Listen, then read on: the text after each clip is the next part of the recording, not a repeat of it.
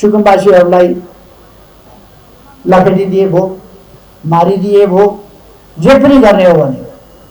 तर जे पनि गर्न मिल्दैन लोकतन्त्रमा, व्यवस्था पनि गर्नुपर्छ, समस्या समाधान गर्नुपर्छ।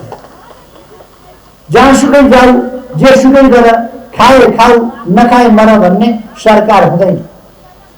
त्यो केन्द्रीय सरकार होस् कि प्रदेश सरकार होस् कि स्थानीय सरकार, जनताप्रति उत्तरदायित्व नलिने, अनुत्तरदायी, गरिब बनेको देख्न नसक्ने, सुकुम्बासी देख्नै नहुने।